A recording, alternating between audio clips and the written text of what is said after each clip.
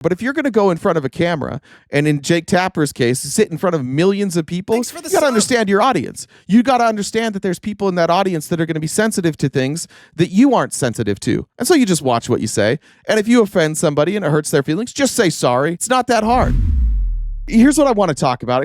Jake Tapper is making headlines, and I think that weirdly Jake Tapper is being like slammed from all sides here. Here's Jon Stewart pointing out the obvious, that Jake Tapper is a journalist. And if Jake Tapper had a story to tell, and Jake Tapper wanted to tell us all about how Joe Biden was incompetent and didn't have the competency to lead, and his handlers were making all his decisions, Jake Tapper did research on this book for years. And as a journalist who's being paid to do journalism, it does make sense, and the criticism is valid, that if you're a journalist being paid to do journalism, why are you withholding your journalism for a book where you can make more money? And I think that's where he's getting crushed in all media right now. I don't think this was a good move for Jake Tapper. Right-wing media is crushing him. Left-wing media is crushing him. It's been a tough... This book is a Hatch Act violation? This is what's crazy about this. Like, even when we try, I'm trying my best for Republicans. Like, I'm showing you stuff that's good for them, and you're still like, auto pen! He signed everything with an auto pen. I just want to be very clear. There is nobody, not Jake Tapper, there is nobody who is reporting that Joe Biden didn't know what was going on and somebody was using AutoPen to sign executive orders that he didn't know anything about. Nobody has made that claim. Jake Tapper didn't make that claim. What happens to every story on the right is the real story comes out, and then it's not salacious enough for you, so you guys make up new shit.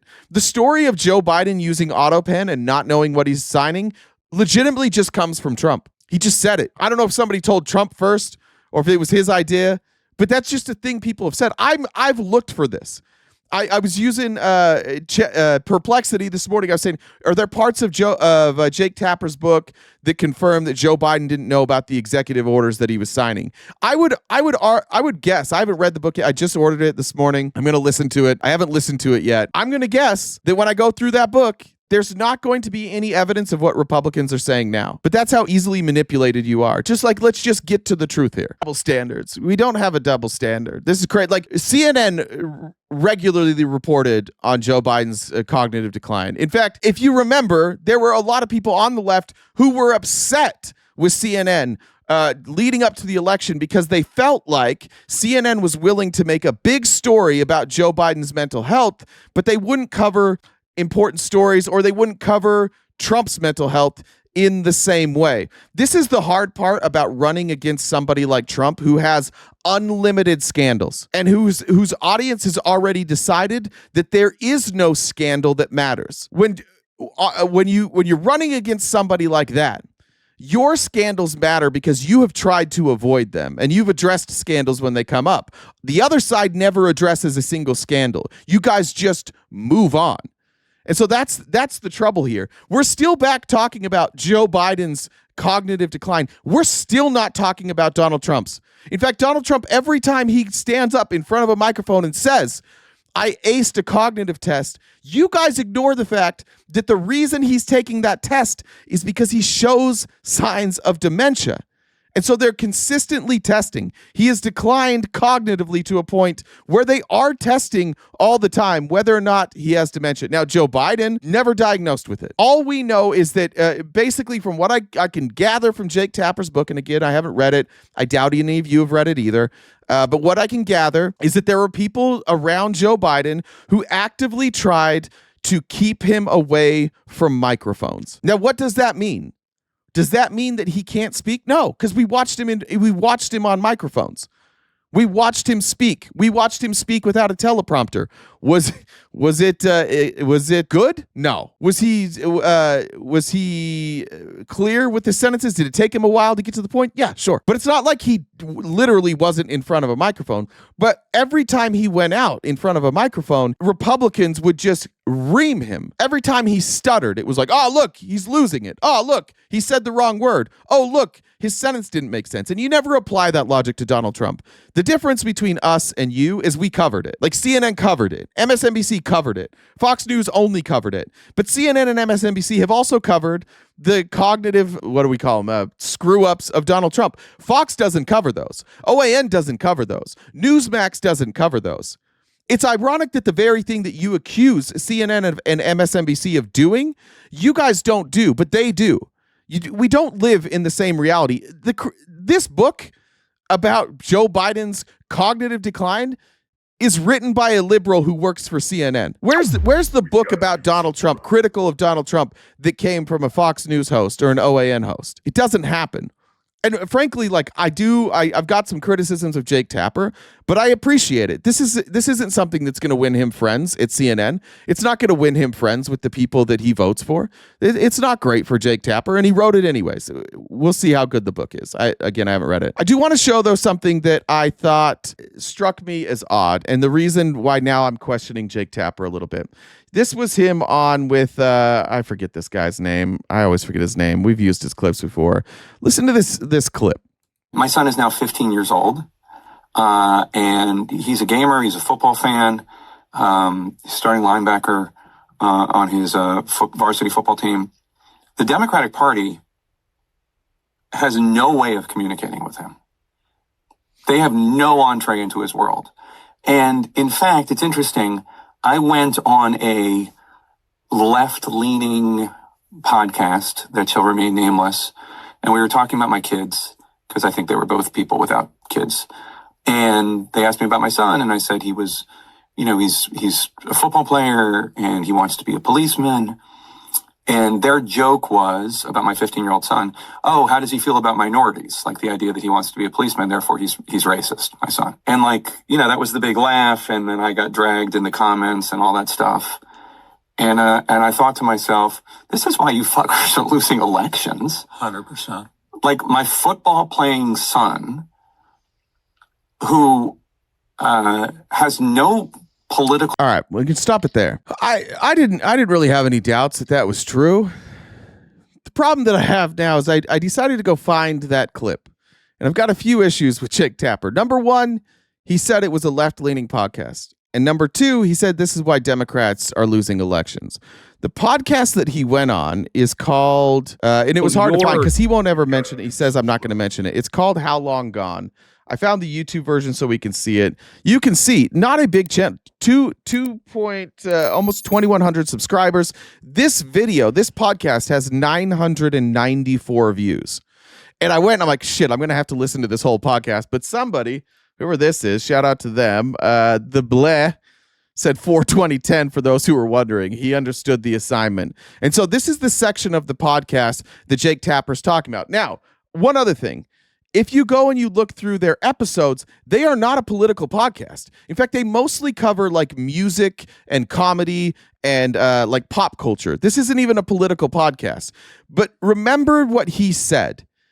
He said that he got rolled, that they baited him with this comment, and this is why Democrats lose election. And this just feels to me like Jake Tapper being a little bit extra sensitive and reading into something more than he should. And this is the line that's going around. Like, this is all over right-wing media telling now they're taking these clips and they're posting it to young kids, and young kids are all, oh, wait, you mean if I want to be a police officer or military, everybody on the left's going to accuse me of being racist? Jake Tapper's feeding into that. This is not a left-leaning podcast. It's not a political podcast. And let's just see, like, how honest was his assessment of what happened here? For demo, young men or youngish men, younger than me men, is especially Gen Z, like is fascinating people in politics because it's the crisis of masculinity, and we're on the front lines. We're like you, and we're like you in the Ukraine when it comes to that. So, and the sirens are going off, and you're just in the hotel eating borscht. The sirens are going off, and all I can hear is Joe Rogan somehow still. It's unbelievable. The power of that guy. It's unbelievable. But it is really fascinating. And I have so my son is 15. And I understand why Democrats are struggling so much, because they just don't speak any language that my son speaks. Okay, look at this. On the podcast that he's doing before, he's like, I had this experience, and this experience led me to believe that like nobody can message to my son. He hasn't even got to that part yet. He's already said this. This wasn't something he learned from the podcast. He said it before they've even gotten to this comment so far. He's like, Democrats can't message to my son. And it feels to me, sir, like maybe you just can't message to your son. Like this might actually just be a you problem, Jake Tapper. I don't know that it's a Democrat problem. But now here comes the part that he said is what like changed his mind. And I have so my son is 15, and I understand why Democrats are struggling so much, because they just don't speak any language that my son speaks. So did he learn this from this podcast? Is this when he decided that people couldn't speak to his son? That whole story he just told is bullshit. He said this. He's already said it. Mm-hmm. My son games. He plays football.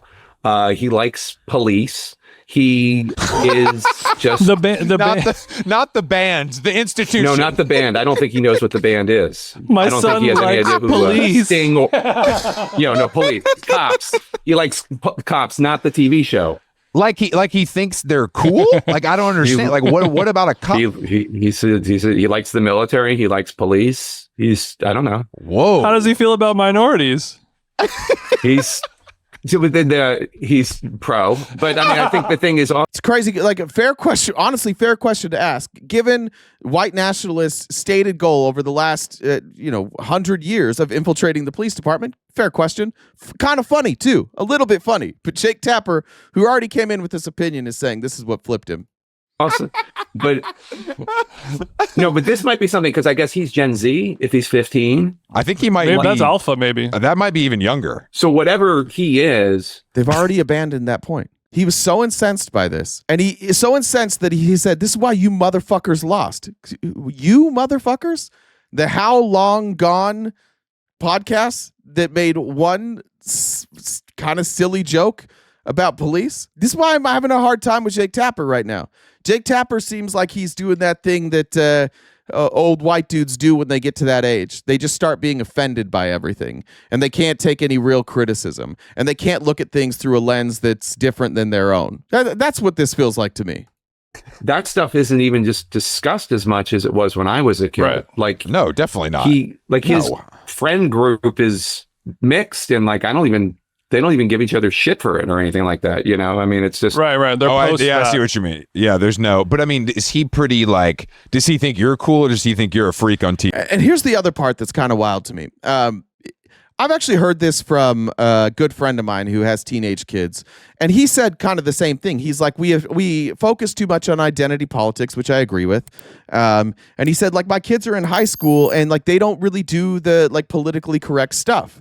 Like they make jokes about each other's race. They make jokes about each other's sexuality, but because they're friends, it's fine. And society's telling them not that they can't do that. Let me just be really fucking clear on all of this. You are allowed to say whatever you want. And amongst close friends like my family, we make jokes about our brother who died.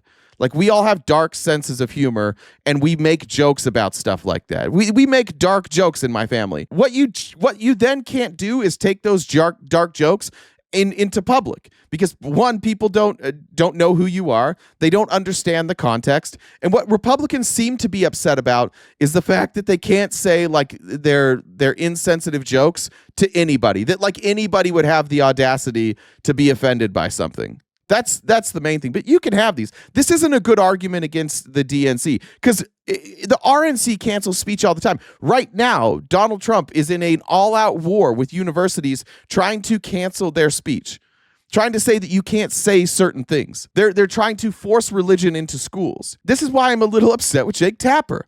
Stop buying this shit. Like, why do you buy this shit? Why do you buy that? Like, oh, the DNC has no place for people like this. I'm here. You ever listened to my show?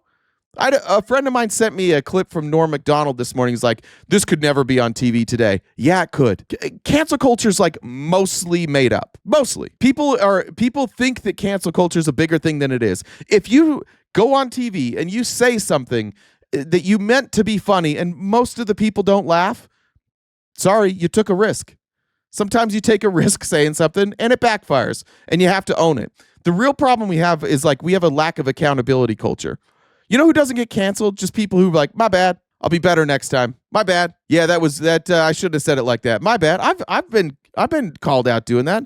I've said, I don't remember what it was. It wasn't that long ago. I said something that was like, I didn't realize the phrase I was using was like anti-Semitic. You just get corrected on it. You just say my bad and move on. That's the main thing. Like, people don't want to be held accountable for the things that they say. And so I just listened to Jake Tapper here and I'm like, dude, what are you doing? I guess like maybe you working at CNN, you don't understand how the real world works. The real world isn't CNN. The real world isn't live streamers. The real world isn't like you in front of a camera. But if you're going to go in front of a camera, and in Jake Tapper's case, sit in front of millions of people, you got to understand your audience. You got to understand that there's people in that audience that are going to be sensitive to things that you aren't sensitive to. And so you just watch what you say. And if you offend somebody and it hurts their feelings, just say sorry. It's not that hard. We have a real fucking problem with accountability. And my biggest concern with like red pillars and right-wing culture right now is that accountability is weakness. Saying I'm wrong, saying I'm sorry, saying I'll do better, saying like, oh, I understand why that could be offensive. All of that stuff is frowned upon. What we actually have a problem with in this country is this lack of compassion and empathy and understanding like what's appropriate and what's not. Like, I grew up, I couldn't put my elbows on the table. I went into my grandmother's house with a hat on. I've always loved wearing hats, and I got whacked on the head with a soup ladle, like right on that little button right there, right on the head with a soup ladle, because that was just like what was socially acceptable. Was I wrong for wearing a hat? No. Was I wrong for wearing a hat in my grandmother's house? Yeah, apparently. Yeah. There's different rules for different places. And it gets frustrating to me that people think like that the more people you're in front of, like you should actually just say the same shit. You shouldn't worry about other people's feelings. I think that's weakness. Honestly, I think if you are unable to apologize, if you are unable to see somebody else's position, I find that to be weakness. And I find that to be small-minded. And I think that is the fundamental difference between my beliefs and why I'm not a Republican anymore. I don't think there's space for that type of discussion in the Republican Party. There is space for me to go like, oh, everybody's canceling me. If I want to be a professional victim, there's space over there on the right. But if I want to tell you a story about how I learned from a mistake, they'll be like, oh, you pussy. That's the problem I have with the right. And that's the problem I have with red pill culture. And that's why I have a problem with Jake Tapper here. He just is admitting defeat to his son. Teach your son something different then, bud. Teach your son something different. Whatever the Democrats are saying to you, the left fights for everybody's rights. They're not trying to strip anybody's rights. They might publicly control the culture, and they might publicly say that if you make a joke in public, that they're going to loudly oppose you. That's not the same as like fighting for rights. I believe everybody has the right to say fucked up things. I just don't believe that I have to like be cool with it. I don't believe I have to be silent when somebody says something I view as fucked up. I mean, you guys certainly aren't silent in the chat when you come in here. We get a lot of criticism. And do we kick you out for criticizing me? No, we don't. We beg you to come up and have a conversation.